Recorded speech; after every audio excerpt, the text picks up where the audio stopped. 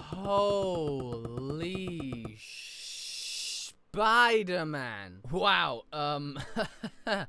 okay.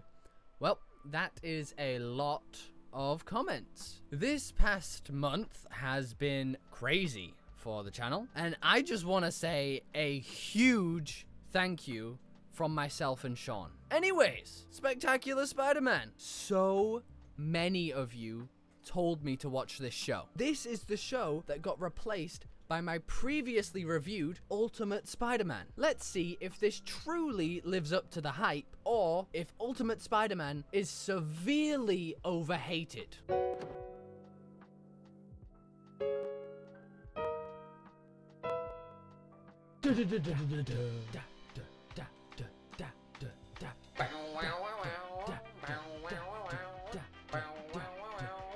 Living on the edge, fighting crime, spinning webs, swinging from the highest ledge. He can leap above our head.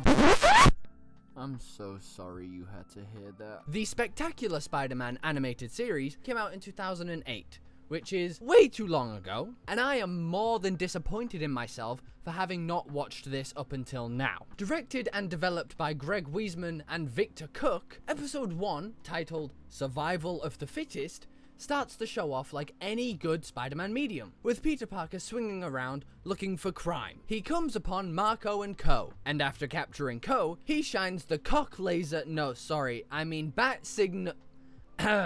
spider signal onto Marco and captures him. This is when we are introduced to male pattern baldness, aka Fivehead, and a shadowy figure as they watch Spider-Man through a live feed. And then we cut to the best intro theme I have ever heard in my entire life. This intro song very much rivals Ben 10's for me. And then, as soon as the intro ends, we get hit with some of the realest shit ever. Aunt May is talking to her friend Anna about how money is tight after Uncle Ben's death, but not to let Peter know. And of course, he's overhearing and handles the situation so well. Honestly, as I'm watching this, it's showing me that this series is going to handle tough things with a mature but steady hand, though I may yet be corrected. We then pan into Oscorp, where we meet the handsome Squidward of the show, Norman Osborn himself. He's talking down to a man called Mr. Toombs about how he's going to steal the man's invention. Though, on a side note,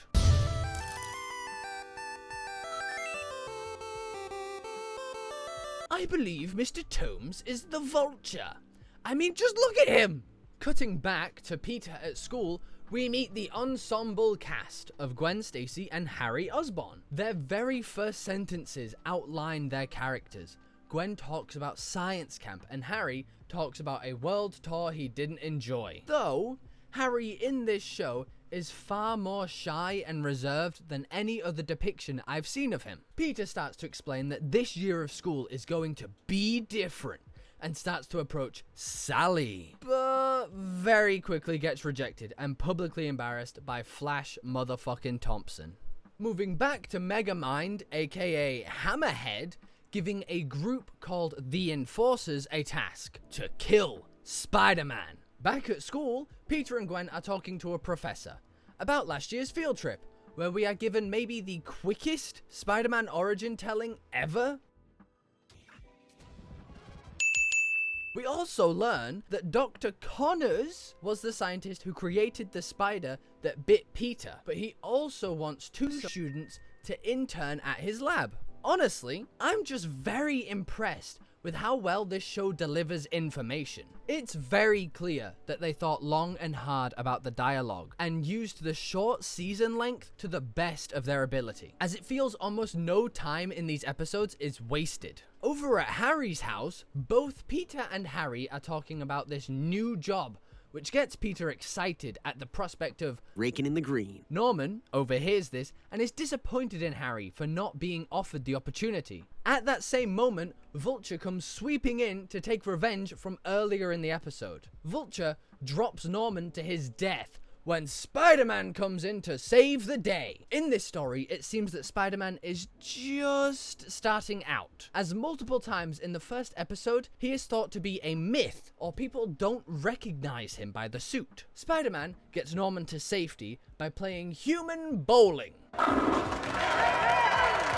Nice try. And because Spider-Man out-bowls Vulture, he flies away to improve his skills. Moving forward, we find ourselves at Dr. Connor's lab, where we meet Eddie motherfucking Brock? While forcing Sean to watch this show with me, I quite literally said out loud, bro, they've got everyone in this motherfucker. Honestly, it's just super impressive. We then meet Dr. Connors and Dr. Connors as they show Gwen and Peter around the lab, where we come to learn that Peter's dream of raking in the green is very much dead, since, as Eddie puts it, Pete, you're a high school kid with zero experience.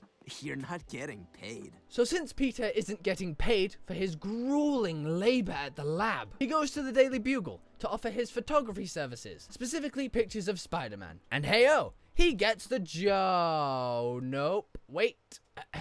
he gets kicked the fuck out. Yeah, no, that honestly makes a lot of sense. You can't really go around sneaking into buildings without repercussions. After that, Peter is caught up again chasing down the Vulture, who, again, is after Norman Osborn. But this time, the three-way chase becomes a foursome. No, that's a bad choice of words. A four-way? No, I'm pretty sure that's worse. Anyways, the fourth group in this chase is the previously mentioned Enforcers, one of which is named Fancy Dan. Honestly, just from the mustache, he quickly became an all-time favorite character. Well, up until this frame right here. Oh my lord, that is fucking nightmare fuel. That's it, I'm not sleeping tonight. Spider-Man starts to get the upper hand and tries to get away, when Fancy Dan himself just jumps off the fucking roof after him. I can be your hero, baby. Spider-Man deals with Fancy Dan and stops the Vulture from attacking Norman, which angers the Vulture, now making Spider-Man the main target. So, he now has the Vulture and a fucking attack helicopter after him at once. And in a really smart move, Peter takes both of them out at once. I really, really like how the show plays into Peter being super, super smart and using his brain to win fights and not always just the brawn. And the last thing that we see in this episode is a lovely moment between Peter and Aunt May that really rounded out this first episode as a whole for me. So, I've watched the first episode. This is where I was going to write a whole section in this script about the pacing, the characters, the story, etc. But honestly, it's easier just to say that the entire first episode is super well written, and I just want to go watch the rest. Episode 2 is based around the accidental origins of Electro. We meet our soon-to-be Electro, Max Dillon, working in the Connors' lab, as Peter and Gwen are there doing their job. After they leave, all hell breaks loose, and the invisible Pikachu in the corner just used Thunderbolt on fucking Max. So, after Max survives an Orenstein Phase 2 special, we cut to Peter being forced to offer tutoring to one of the cheerleaders. This goes about as well as it would in any teen drama flick, with the cheerleader hating the idea, but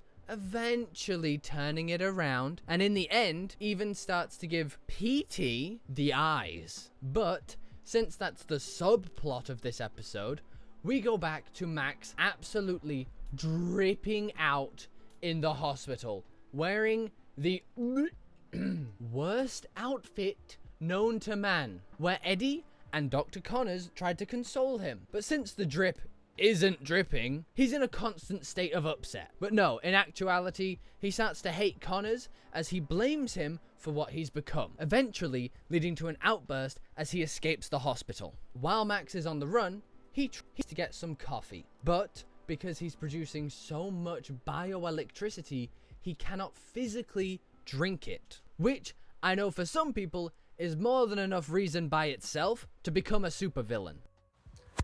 when your mom tells you to get ready, but you haven't had your coffee yet? What the hell, Mom? I haven't had my coffee. Can't go without my coffee. Spidey comes in to stop Electro, though he fails and Max gets away.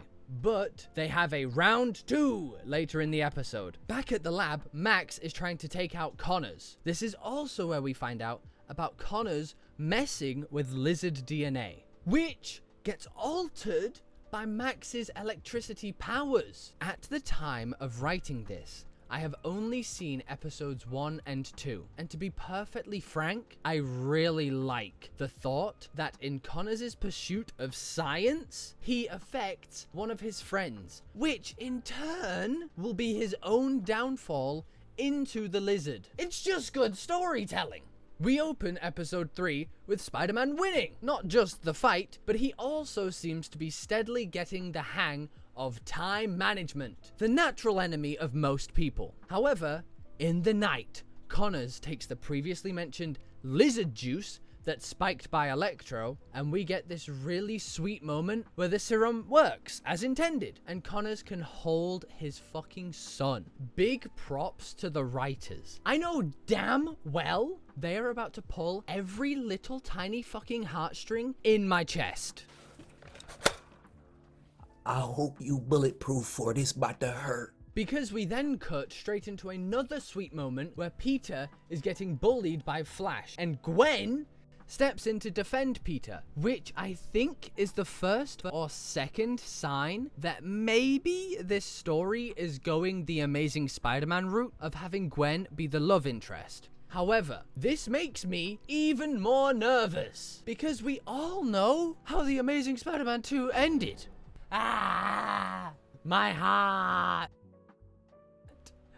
The rest of this episode, oh my lord, I'm just trying to watch Spider-Man, and I'm sat here almost bawling my fucking eyes out. Not only did we get multiple scenes with Billy talking about his dad, we even get a moment where everyone turns on Peter because they think he's like the worst fucking person, which makes total sense from their perspective.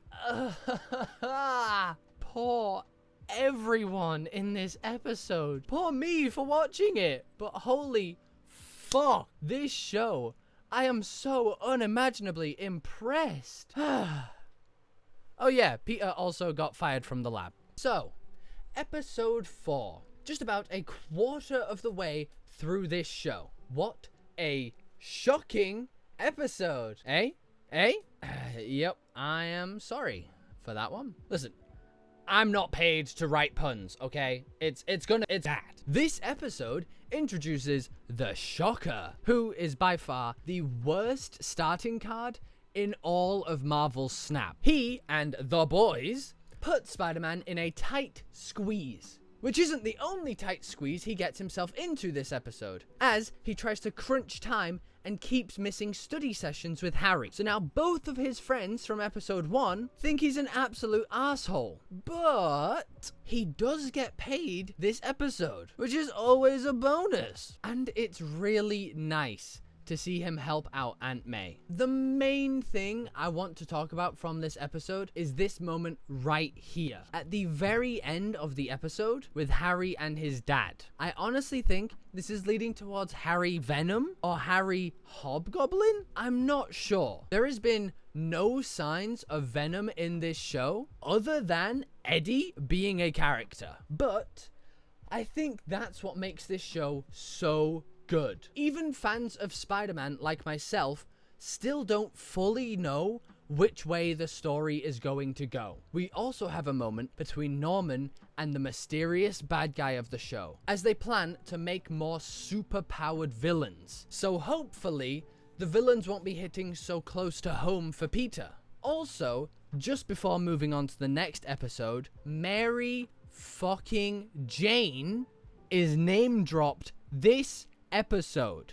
I've just been visiting with Anna and her niece, Mary Jane. A lovely girl. Peter, you must meet her. I really was right earlier when I said, bro, they've got everyone in this motherfucker. Also, we got to see some of Peter's Riz in this episode, and good lord.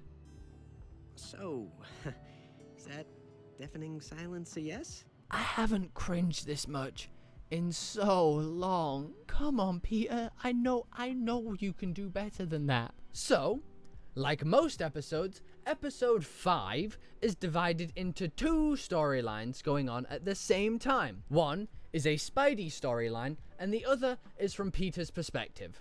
The Spidey storyline follows Marco as he gets experimented on. In these lab scenes, we also meet a unnamed doctor with 4 robotic arms.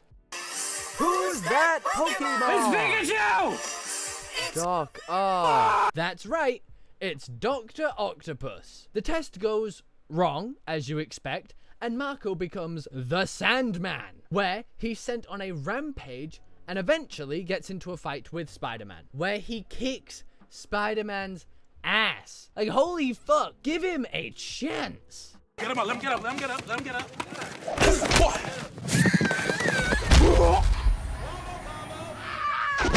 He even drops steel beams onto Spider-Man. Using the velocity plus the pixel measurements of the beams and plugging in 9.8 meters per second squared as the rate of gravity on Earth, the beams would have done a shit ton of damage. Like, holy fuck. I'm not gonna do all the math for that, but I'm pretty sure I personally would be dead as fuck in that situation. But both of these motherfuckers are just swinging these things around like bats and taking hits like it's nothing. Eventually, Spider-Man does get the upper hand and stops Sandman by covering him in cement.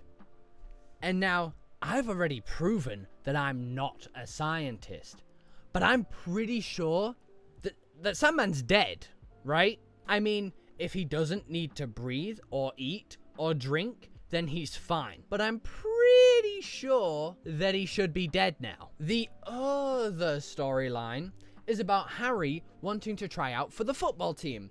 And because Peter worries about his friend's safety, he chooses to try out with him. Now, as a non-American, I'm not even going to pretend like I know anything about American football. I think Tom Brady has something to do with it? I don't know. But they both seem to do really well. Peter uses his spider powers to get the upper hand, and it's only on the final day of tryouts that Harry openly shows a dislike to Peter outperforming him. Since Harry wanted to do this from the get-go, and Peter only joined in to make sure he was okay. And so, Peter, trying to prove that he isn't the worst friend of all time, intentionally flunks, which secures Harry's spot on the team. And it gives us a wonderful line from Peter. Hey, if I wanted all the glory, I wouldn't wear a mask. Additionally, something that's been going on for the past 2 episodes that I haven't talked about is the fall dance. Again, it's an American thing that I don't really understand. But anyways, Peter says he isn't going because he doesn't have a date to go with. Last episode, he did try ask the secretary at the Daily Bugle. But you know, since she's a fully grown woman... It's a very sweet offer, but I'm just too old for you, Peter. She said no. But this episode, Gwen tries to bring the dance up to Peter, which just confirms to me that this show is going down the Gwen being the romantic interest path. Which, I mean, I am all here for. Unpopular opinion, but I think Gwen and Peter makes infinitely more sense than Mary Jane and Peter. Oh god. Please don't give me another Amazing Spider-Man 2.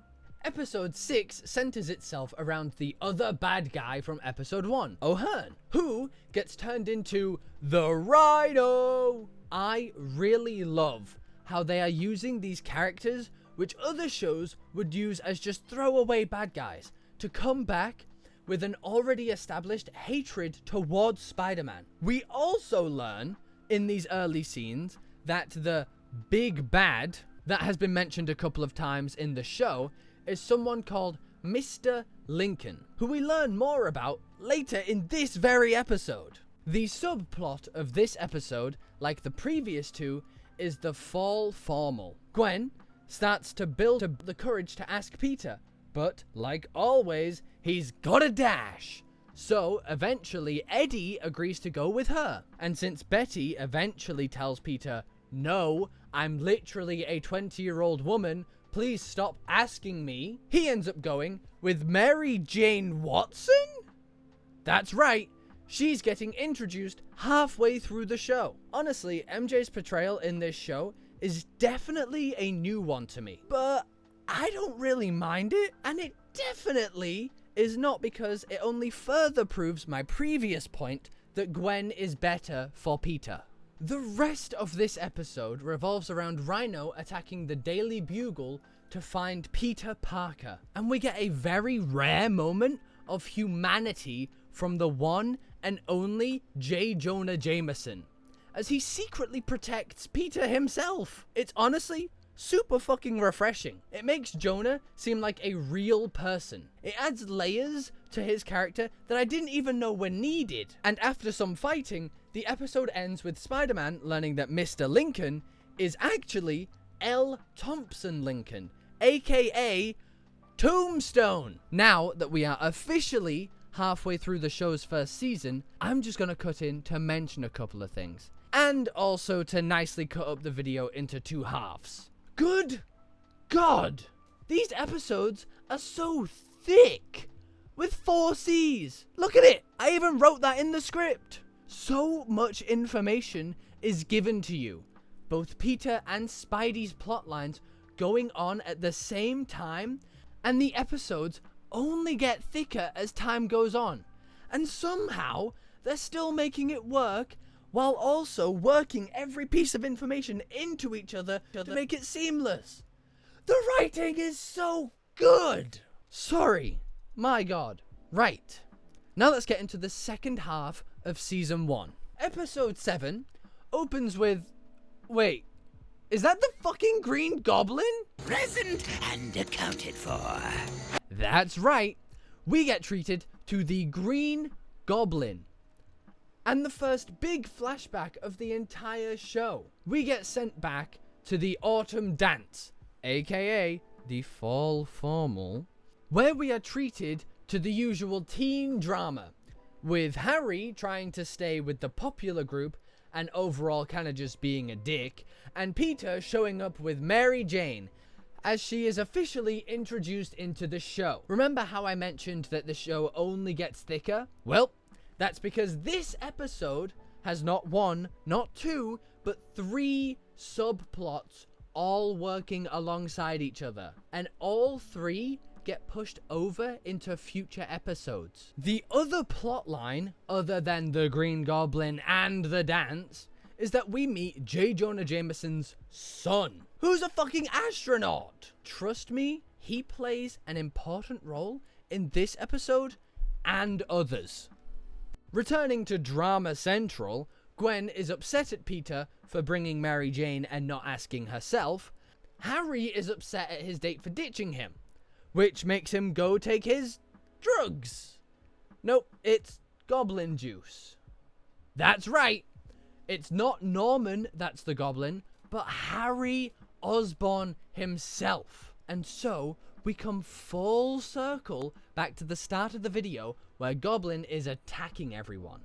He wants to kill Tombstone, so plants a bomb at his party and gets Spider-Man to chase him away.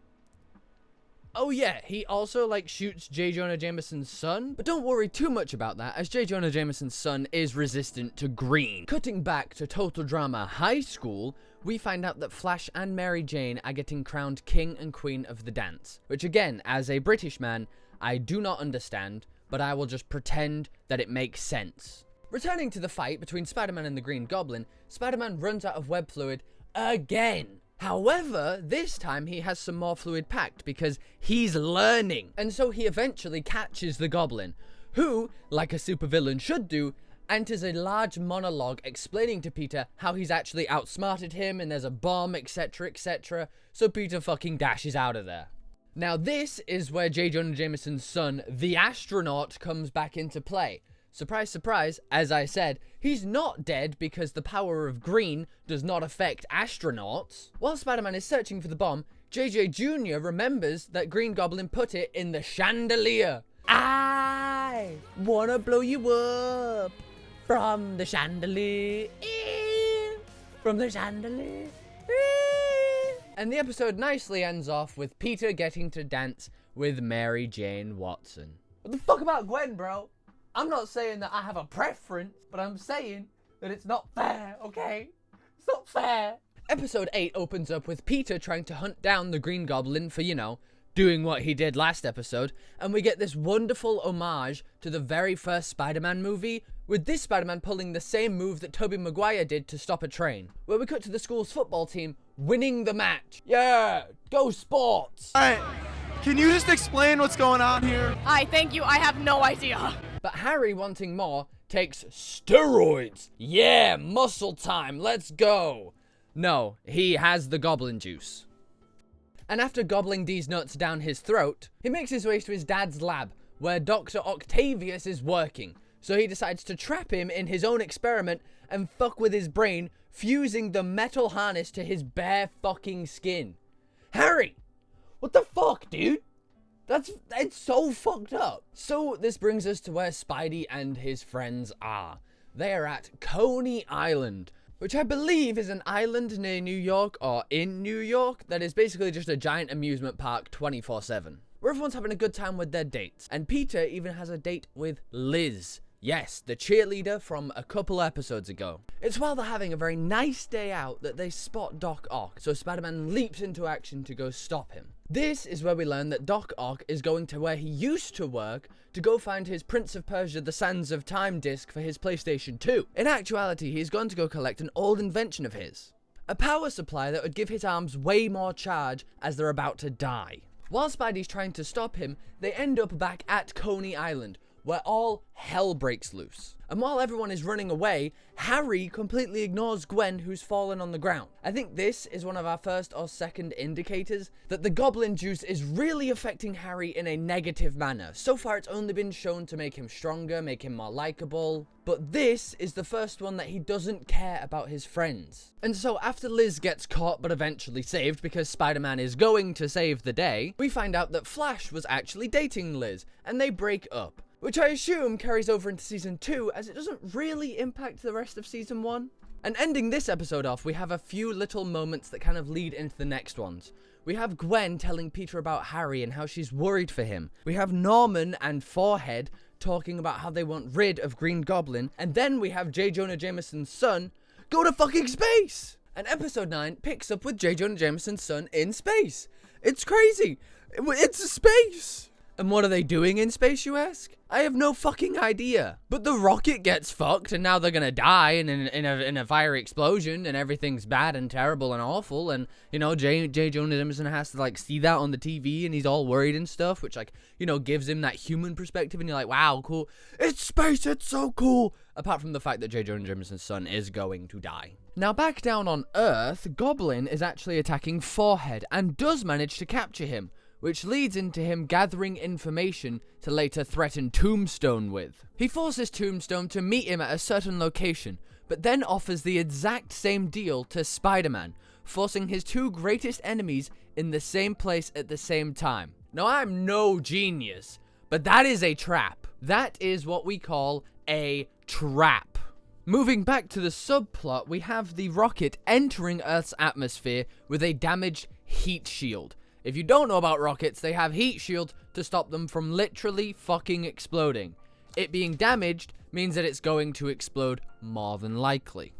So this moment actually felt kind of intense. While yes, I highly doubted they would have killed a character on screen, this is the perfect one to do completely off screen, with just bad news coming through over the radio. But luckily, J. Jonah Jameson's son lands perfectly well, which has future implications in the rest of the story. I told you everything's connected. Moving over to the main plot of this episode, Tombstone and Spider-Man show up at the steel factory, where they get in a confrontation with Green Goblin as he wishes to take them both out at the same time. Tombstone and Forehead manage to escape, so Spider-Man is held back to fight Green Goblin. Oh my god, does he get his shit rocked.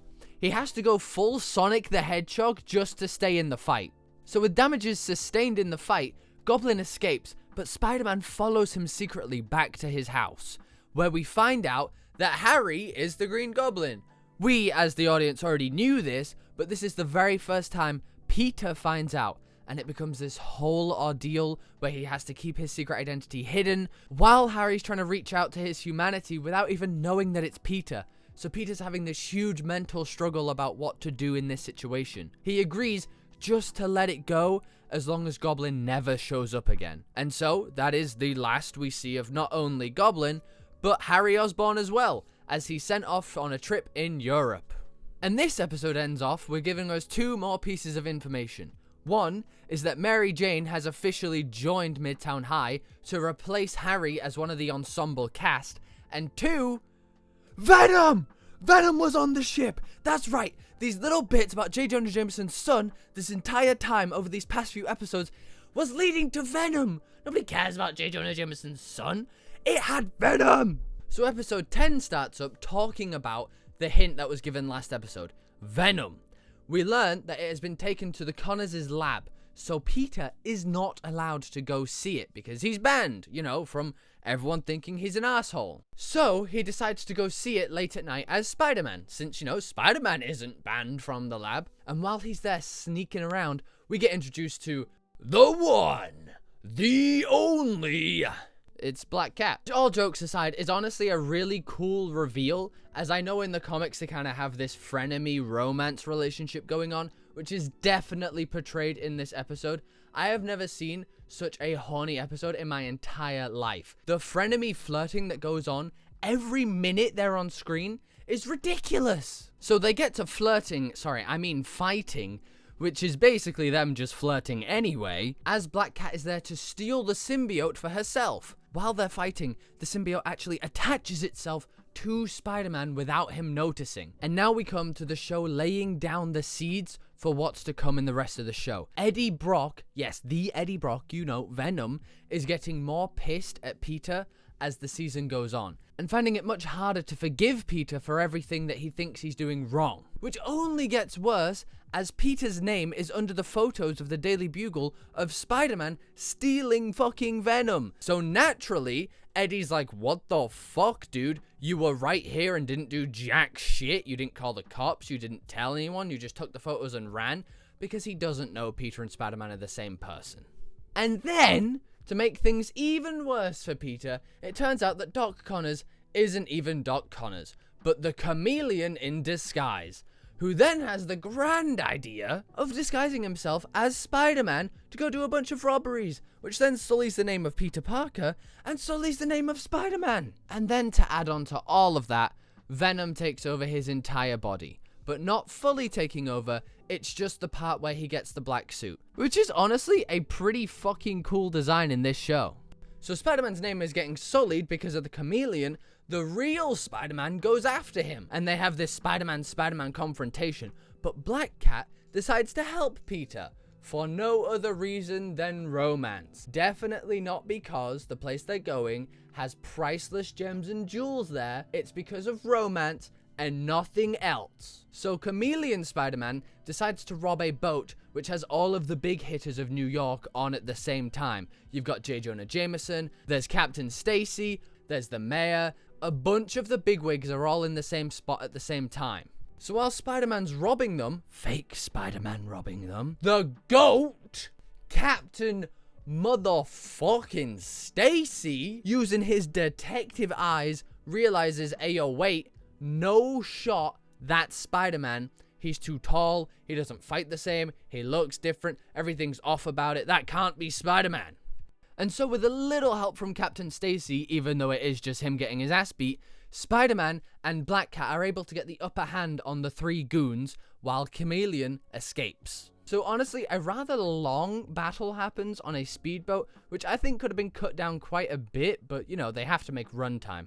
I just think the actual fight is a little bit slow and boring, but that's my only real complaint about it. And in the end, Spider-Man wins. Our Spider-Man, of course, not the fake Spider-Man, but like our Spider-Man, the one in the black suit. Our Spider-Man wins! And, to end the night off, he sees Black Cat again. Ooh la la, I wonder what's going to happen. They smooch. Like, it's Spider-Man. They smooch. And then, the show takes a pause from it being so Venom-central to focus on something completely different. The Sinister Six, as they escape from prison and all team up together. The actual team up, I think, is slightly different from the comics, as this time you have Rhino, Sandman, Vulture, Electro, Doc Ock, and like Shocker, he's also there. So while that hypes up the episode as a whole, the subplot really puts a dramatic feel on everything, because Aunt May has a fucking heart attack. So honestly, I was getting flashbacks to PlayStation Insomniac Spider-Man. I was so fucking worried for Aunt May. And both of these are happening at the exact same time. Aunt May is having a heart attack at the same time Peter is getting a royal ass whooping from the Sinister Six. So much so that he has to run away, otherwise he's going to die. So he runs off back home and goes to sleep because he's so exhausted, completely ignoring the phones, so he still doesn't know about Aunt May yet. And then in the nighttime, we get a motherfucking round 2, where Spidey decides to go take the fight to the Sinister Six, and honestly starts whooping their fucking ass. But while watching it, I did have my suspicions. Spider-Man wasn't quipping, he wasn't talking, he was being pretty fucking violent. I suspected that Venom had taken over, and hey presto, he did. Venom completely took over Spider-Man's body while he was sleeping to go beat the fuck out of the Sinister Six. In fact, so much so that the police have to step in and go, "Hey yo, Spider-Man, what the fuck are you doing? Are you good, bro?" To where he runs back home like nothing ever happened. And so Peter wakes up and finally learns what happened to Aunt May. A whole episode of him not knowing. It's fucking insane. And so the next episode opens up with Peter going to go see her. Because what else would it open up with? Oh, I don't know. Maybe Eddie being a dick? That's right. Eddie decides now is the perfect time to have a confrontation with Peter, even though he's there to see Aunt May, who isn't well. And after seeing Aunt May and realizing everything is fine and she's going to recover and everything's good, he gets slapped with the American system. That's right, medical bills. Now, not only is Peter worried about fucking everything, he's also now worried about how to pay these medical bills. And all of this stress combined just pushes Peter over the edge and allows the symbiote to control him more and more and more, to the point where he starts talking about us and we instead of individually. And as Venom Parker, he decides the best course of action is to go to Tombstone, who earlier in the show offered him a job to just look the other way on some crimes. And as Peter keeps falling deeper and deeper into this hole, we actually get a moment inside Peter's mind where he's in there with Venom. Venom gives this almost dream sequence-esque moment where we go through Spider-Man's origins and why everything is better with Venom instead of without him. And I have called a few people the GOAT in this video, but the undeniable G-O-A-T GOAT, Ben Parker, Uncle Ben, comes in to save Spider-Man from his own spiraling thoughts. Also, as a side note, in this longer form version of the origin we got in episode 1, we actually see almost a shot-for-shot replica of the first Spider-Man movie with Tobey Maguire. And as Uncle Ben's memory helps Peter realize he doesn't need Venom and he's falling down a dark path, we get these really sweet montage moments of all the times Peter's saved someone this series, all the times he's cared about people. It's really, really nice. And in the end, Peter finally fucking realizes he doesn't need Venom and gets rid of him.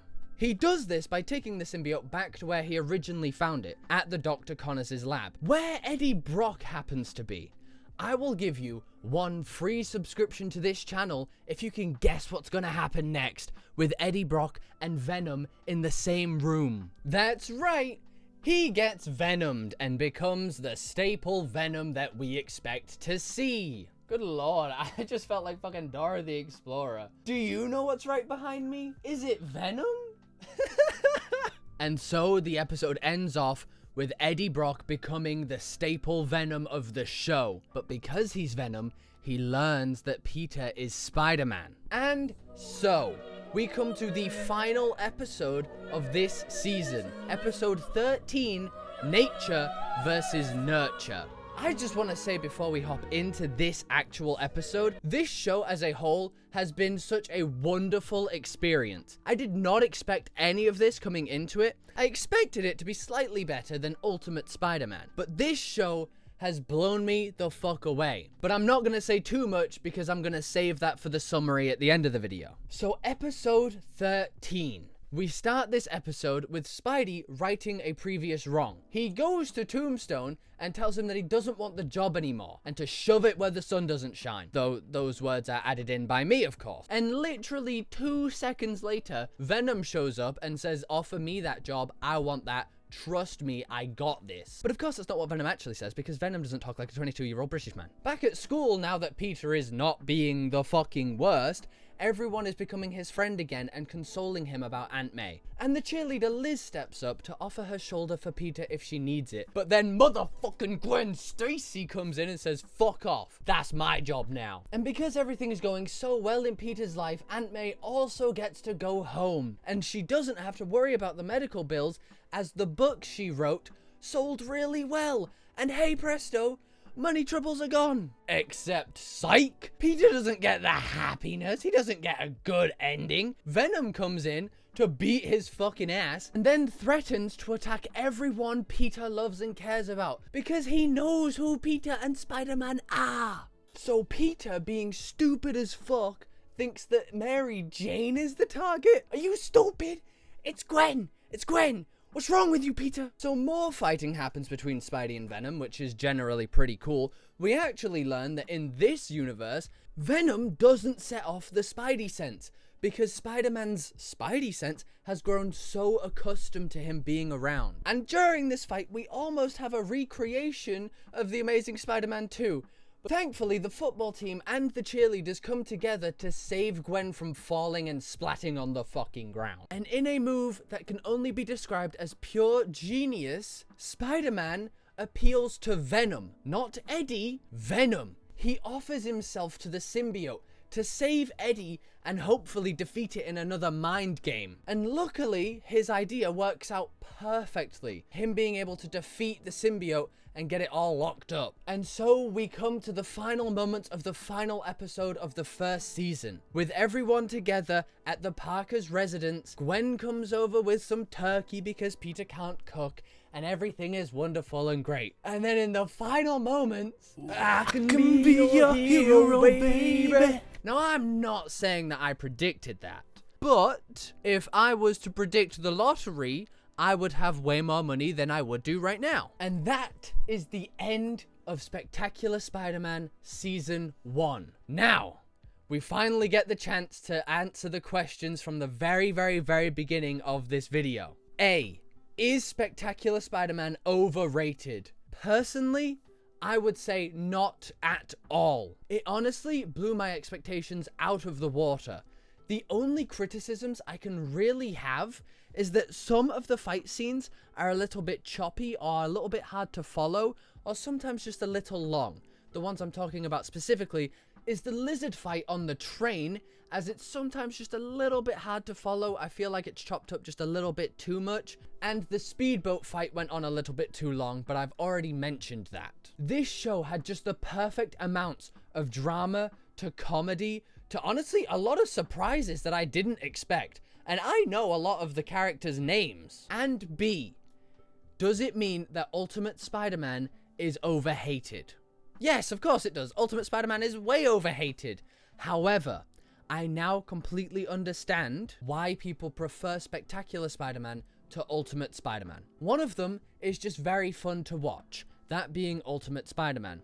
Spectacular Spider-Man is an experience. It is something that I would ask every Spider-Man fan to watch. It ticked every box that I personally had going into this show, and even more boxes I didn't even know I needed ticking. It is such a good show. And this brings us to the end of my personal longest video ever. Now, I'm not one to ask for subscribers. Honestly, the channel, as I mentioned at the very beginning, has been doing way better than myself and Sean could ever have imagined. So thank you for that. But hey, listen, this is a very long video that I spent a long time on. Maybe consider subscribing? Other than that, bye.